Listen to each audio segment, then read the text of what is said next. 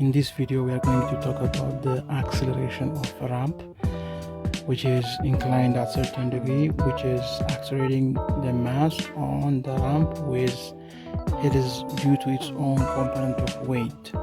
In the previous video we have talked about the coefficient of how to determine the coefficient of friction of a ramp and how to find out the minimum amount of force or effort needed to move a mass through a ramp.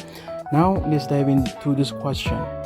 What would be the acceleration of a rough ramp inclined at 37 degree, coefficient of friction 0.4 down the slope of the ramp? So here is the inclined plane given. Alright, the sine of the angle is 0.6, the cosine of the angle is 0.8, and the coefficient of friction 0.4. Acceleration due to gravity is 10 meters per second square. These things are given.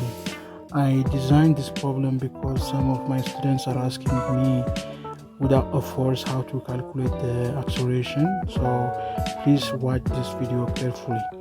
Thank you very much. Now let's start.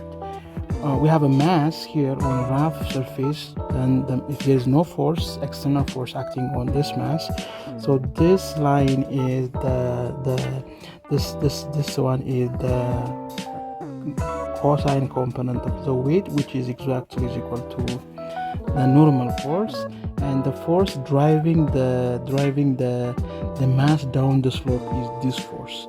So if the direction of motion is downward, this is the direction of acceleration, so the friction this time is resisting you in this direction. That's the direction of the friction. Always friction opposes you, yeah. So the equation of motion for this specific problem is the direction of motion is downward, so the mg times the sine component of the weight, which is downward, minus the frictional force must be the resultant force, which is equal to the mass times the acceleration, according to Newton's second law. Okay, now what is the expression for frictional force? The frictional force is the mu times the mass times gravity times the cosine component of the weight. You can check out the previous video how to calculate the frictional force, how to write expression for the frictional force. So let's insert instead of this one this expression. So the mg times the sine of the angle minus the frictional force, which is the mu coefficient of friction times the mass times gravity times the cosine of the angle. So this is gonna give us the mass times acceleration. Okay, now you can take the mass times gravity common from these two terms. All right, so we have the mass times gravity times the sine component of the weight minus the mu times the cosine component of the weight is gonna give us mass times acceleration. So the question in this problem is how to find the acceleration.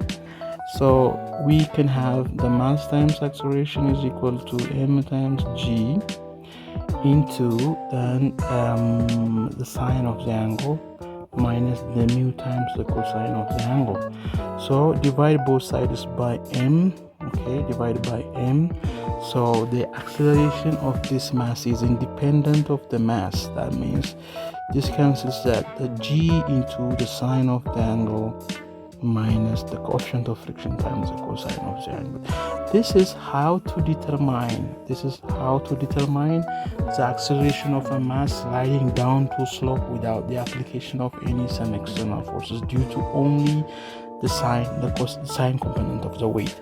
Now in this specific case we have the angle 37, then the acceleration in this specific case is going to be the acceleration gravity 10 times sine of 37 degrees 0.6 minus the coefficient of friction is 0.4 times the cosine component of the weight. The cosine of 37 degrees is 0.8. okay, so this is the same as the acceleration is, so the g is the unit for the acceleration is going to take the unit for this one because sine theta is unitless, coefficient of friction is unitless, cosine of theta is unitless.